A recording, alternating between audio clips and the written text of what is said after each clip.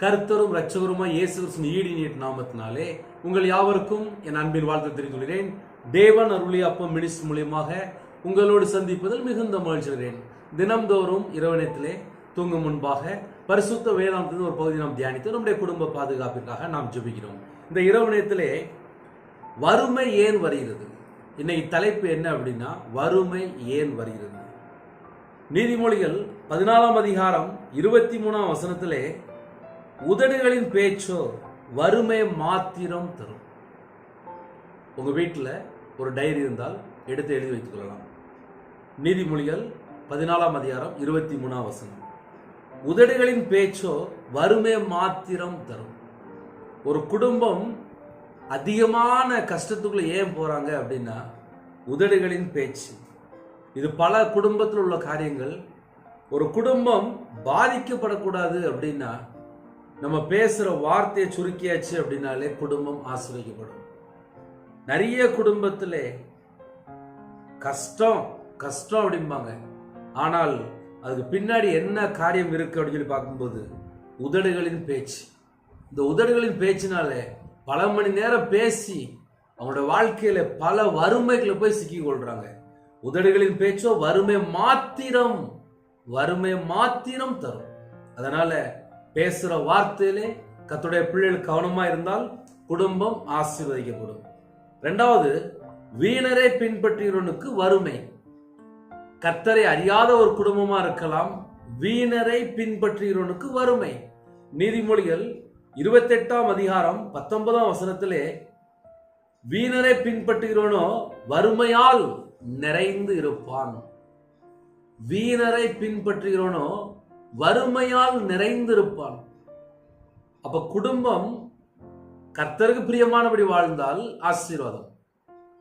கர்த்தருக்கு பிரியமில்லாத ஒரு நபரை பின்பற்றும் போது, வீணரை பின்பற்றும் போது அவனுடைய வாழ்க்கையில வறுமை மாத்திரமே நிறைந்திருக்குமா? வறுமையால் நிறைந்திருப்பான், வறுமையால் நிறைந்து இருப்பான் என்று எழுதப்பட்டிருக்கு. அப்ப கர்த்தருடைய பிள்ளைகள் யாரை பின்பற்றுகிறோம்? அது ஒரு முக்கியமான ஒரு பாயிண்ட். மூணாவது பாயிண்ட், அதிகமாய் பிசினித்தனம் பண்ணும்போது வறுமை. எதை எடுத்தாலும் உட்கார்ந்து பல கால்குலேஷன் போட்டுக்கிட்டே இருப்பாங்க. நீதிமொழிகள் 11ஆம் அதிகாரம் 24ஆம் வசனத்திலே, வாரி இறைத்தும் விருத்தி அடைவாரும் உண்டு. எல்லா காரியத்தையும் கொடுத்து கொஞ்சம் ஹெல்ப் பண்ணிட்டு இருப்பாங்க. அவங்களுடைய வாழ்க்கையில பார்த்தா விருத்தி இருக்கும். ஆனால் அதிகமாய் பிசினித்தனம் பண்ணியும் வறுமை அடைவாரும் உண்டு. அதிகமாய் பிசினித்தனம். வீட்டுல ஒரு 4 பேர் 6 பேர் இருப்பாங்க. எல்லாவற்றிலையும் கணக்கு பார்த்து பிசினித்தனம் பண்ணி பார்த்து வாழ்ந்துட்டு இருப்பாங்க. அப்படிப்பட்டவர்களுக்கு வேதம் சொல்கிறது, அதிகமாய் பிசினித்தனம் பண்ணியும் வறுமை அடைவாரும் உண்டு. அப்ப எந்தெந்த பக்கத்துல அந்த வறுமை வருது அப்படின்னு சொல்லி பார்க்கும்போது, முதல்ல உதடுகளின் பேச்சு. ரெண்டாவது, வீணரை பின்பற்றும் போது, தேவையில்லாத ஒரு மனுஷரை பின்பற்றும் போது அவங்களோட வாழ்க்கையில வறுமை. மூணாவது, எதுக்கு எடுத்தாலும் பிசினித்தனம், அவங்களுடைய வாழ்க்கையில ஒரு வறுமை. நாலாவது, சோம்பேறியுடைய வாழ்க்கையில ஒரு மனுஷன் சோம்பேறியா இருக்கிறான், அதிகமா படுத்து தூங்கிட்டு இருக்கிறான் அப்படின்னா அவங்களுடைய வாழ்க்கையில தரித்திரம், வறுமை, ஏழை ஆவான் என்று எழுதப்பட்டிருக்கு. நீதிமொழிகள் 6ஆம் அதிகாரம் 6 முதல் 11 ஆகிய வசனங்களில் எழுதப்பட்டிருக்கு, சோம்பேறியே நீ எவ்வளவு நேரம் படுத்திருப்பாய்? எப்பொழுது உன் தூக்கத்தை விட்டு எழுந்திருப்பாய்? இன்னும் கொஞ்சம் தூங்கட்டும், இன்னும் கொஞ்சம் உறங்கட்டும், இன்னும் கொஞ்சம் கை முடக்கி கொண்டும் நித்திரை செய்யட்டும் என்பாயோ? உன் தரித்திரம் வழிபோக்கனை போலவும் உன் வறுமை ஆயுதம் அணிந்தவனை போலவும் வரும். கர்த்தருடைய பிள்ளைகள் சோம்பேறியா இருந்தால் அவனுடைய வாழ்க்கையில அதிகமான வறுமை. அப்ப ஒரு மனுஷன் சுறுசுறுப்பா இருக்கணும். சுறுசுறுப்பா இருக்கும்போது அவனுடைய கை தேவன் ஆசீர்வதிக்கிறார். சோம்பேறியுடைய வாழ்க்கையிலே தரித்திரம், வறுமை, ஏழை ஆவான். 4வது பாயிண்ட் சோம்பேறி. 5வது பாயிண்ட் வன்கண்ணனுக்கு வறுமை.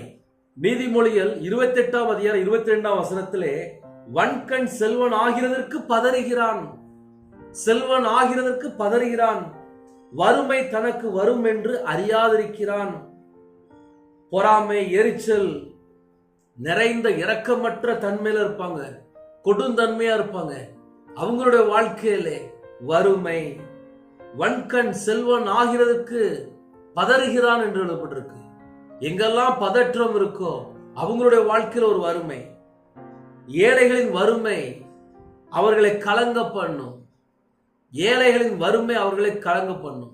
ஒரு மனுஷனுடைய வாழ்க்கையில பணம் இல்ல, செழிப்பு இல்ல, வீட்டுக்குள்ள தரித்திரம் இருக்கு, வீட்டுக்குள்ள வறுமை இருக்கு அப்படின்னா ஏழைகளின் வறுமை அவர்களை கலங்க பண்ணும். நீதிமொழிகள் 10ஆம் அதிகாரம் 15ஆம் வசனத்தில் எழுதப்பட்டிருக்கு. ஏழைகளின் வறுமை. அப்ப கர்த்தருடைய பிள்ளைகள் ஆசீர்வாதமா இருக்கணும்.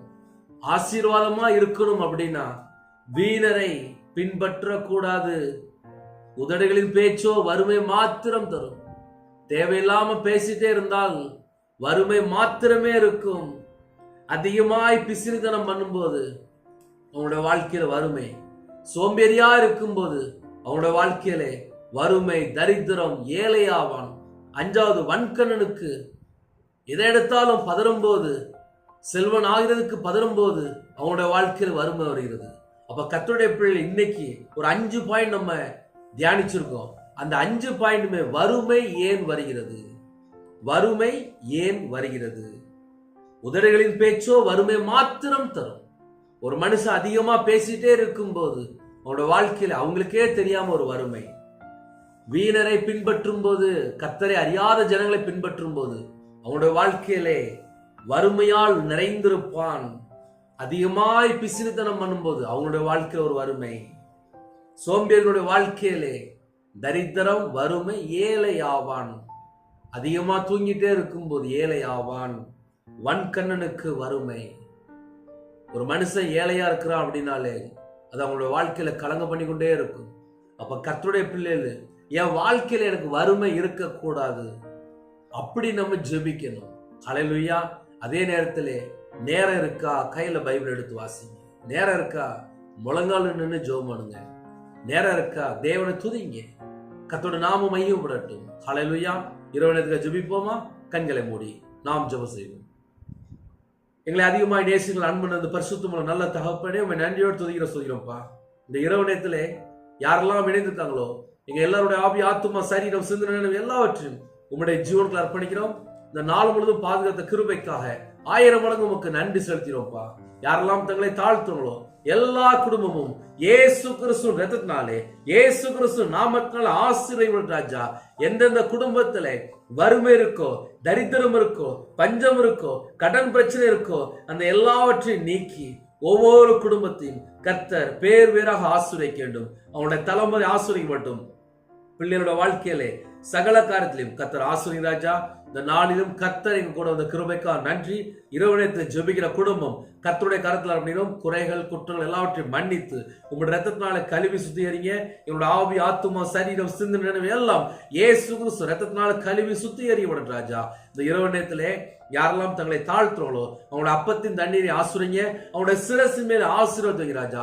கையின் கீழில் ஆசுரிங்க. விசேஷமா யாரெல்லாம் இரவு நேரத்திலே எந்த சூழ்நிலை கண்ணீரோடு, பிரச்சனையோடு, உபத்திரத்தோடு இணைந்திருக்காங்களோ எல்லாவற்றையும் நீக்கி சமாதானத்தை கட்டடுங்க. அவங்க இருதயத்துக்குள்ள தேவ சமாதானத்தை நிரப்புங்க. பிரிந்த குடும்பங்கள் இணைந்து வாழ கர்த்தர் உதவி செய்யுங்க. கற்பத்தினிய ஜெபிக்கிறோம். கர்த்தர் மனமிருங்க. மாசமா இருக்காங்க தாய்மொழி மாசுறீங்க, டெலிவரி புறப்பட்டு போறாங்க. கர்த்தர் கூட இருந்து நார்மல் டெலிவரி ஆகிட்டாங்க. இரவு நேரத்திலே தேவையில்லாமல் எந்த ஒரு சிந்தனையோ எந்த ஒரு எண்ணங்களோ வராதபடி கர்த்தர் வேலை இடைகிறாஜா. எல்லா தேச ஜனங்களையும் உம்முடைய ஜீவனுக்குள்ள அர்ப்பணிக்கும் ராஜா. குறைகள், குற்றங்கள் எல்லாவற்றையும் மன்னித்து கர்த்தர் வேலை அடைத்து ஒவ்வொரு குடும்பத்தையும் ஆசீர்வதிக்கணும். விசேஷமாக அப்பா படுத்து தூங்க போறாங்க ராஜா. எங்க வீட்டுக்குள்ளே கர்த்தர் வரணும், எங்க இருதயத்துக்குள்ளே கர்த்தர் வரணும். உங்க கரத்துல அர்ப்பணிக்கும் ராஜா. தேவன் அருளி அப்ப மினிஸ்டர் மூலியமாக யாரெல்லாம் இணைந்திருக்காங்களோ நாங்க எல்லாரும் நித்திய ஜீவனுக்கு வரணும்பா. பரலோக வாசல் திறக்கப்படும் ராஜா. எங்க எல்லாருடைய பெயர்கள் ஆட்டுக்குட்டிய ஜீவ புஸ்தகத்திலே எங்களுடைய பெயர் எழுதப்படணும்பா. கர்த்தர் கிருபை தாங்க. உங்களுடைய ஜீவனுக்கு அர்ப்பணிக்கிறோம். நைட் நேரத்திலே டிராவலிங்ல இருக்காங்கப்பா, எத்தனையோ குடும்பத்துல அப்பா நைட் ஷிப்ட்ல வேலை பார்க்கங்க, எல்லாரையும் கர்த்தருடைய ஜீவனுக்குள்ள அர்ப்பணிக்கணும் ராஜா. எந்த நாட்டுக்குள்ள எந்த இடத்துல வேலை பார்க்கறாங்களோ எல்லாரையும் கர்த்தர் சந்திக்கணும்ப்பா. உங்க பிள்ளைகளோட நீங்க கூட இருங்க. நைட் நேரத்துல தேவையில்லாத எண்ணங்கள், தேவையில்லாத சிந்தனைகள் எதுவும் வராதபடி கர்த்தர் வேலையடைங்க. ஒவ்வொரு குடும்பத்தையும் கர்த்தர் பொறுப்படுத்துங்க. வரக்கூடிய காரியத்தை வெளிப்படுத்துங்க. தேவையில்ல சொப்பனங்கள் எல்லாவற்றையும் விளைக்கிறங்க. அதிகால வேளையிலே துதிக்கிற துதியோட உங்களுடைய சமூகத்துல கண்வெளிக்க கத்த கிருபை செய்யுங்க. இந்த நாள் முழுவதும் பாதுகாத்த கிருபைக்காக 1000 மடங்கு உமக்கு நன்றி செலுத்துகிறோம் ராஜா. உங்க பாத பிள்ளைகளை தாழ்த்த அப்படினோம். வானத்துக்கும் பூமிக்கும் சகல அதிகாரம் உள்ள கர்த்தராகிய நாமத்துக்குள்ளே எங்க எல்லாருடைய ஆவி, ஆத்துமா, சரீரம், சிந்தனை எல்லாவற்றையும் அர்ப்பணிக்கிறோம் ராஜா. பலவீனத்தோடு படுத்த படுக்கையில, ஹாஸ்பிட்டல்ல, அவசர சிகிச்சையில யாரெல்லாம் ஜெபிக்கிறாங்களோ உங்களுடைய தழும்புல கரத்தினாலே ஒவ்வொரு குடும்பத்தையும் தொட்டு சுகமாக்கி தாங்க ராஜா. எல்லா பலவீனத்தையும் நீக்கி போடுங்க. பூரண சுகம் தாங்க. கர்த்தருடைய கரம் பிள்ளைகளை தொடட்டும்ப்பா. தீர்காயுசு தாங்கப்பா. யாரெல்லாம் அப்பா வேஸ்டா தேவையில்லாமல் பணம் செலவாயிட்டு இருக்கோ அந்த வேஸ்டான செலவு எல்லாவற்றையும் நீக்கிருங்க ராஜா. ஹாஸ்பிட்டல்ல யாரெல்லாம் இருக்கிறவங்களோ கர்த்தர் பரிபூர்ணமா சுகமடை செய்து கர்த்தர் அழைத்து கொண்டு வாங்க. உங்க கரத்துல அர்ப்பணிக்கிறோம். கர்த்தர் பொறுப்படுத்துவோம் ராஜா. அப்பிரயோஜனமான ஊழியக்காரன் அப்பா விசேஷமாக உங்க பாத பிள்ளைகளை அர்ப்பணிக்கிறோம். துதி கன மகிமை எல்லாம் உமருகே செலுகிறோம். என்னோட ஆவி உம்முடைய கரத்தில் அப்படினோம். அதிகால வேளையிலே உம்முடைய பாதங்களிலே கண் விழிக்கிறது கிருபை செய்யுங்க. கர்த்தர் பொறுப்படுத்துங்க. இயேசு கிறிஸ்துவின் பிதாவே ஆமென். தேவனுக்கே மகிமை உண்டாவதாக. கிறிஸ்துவுக்குள் பிரியமானவர்களே, தூங்கும் முன்பா தனி ஜெபம் பண்ணுங்க. கையில பைபிள் எடுத்து வாசிங்க. அதிகால வேளை ஜெபிக்கிறோம். அதையும் தொடர்ந்து கேளுங்க. God bless you.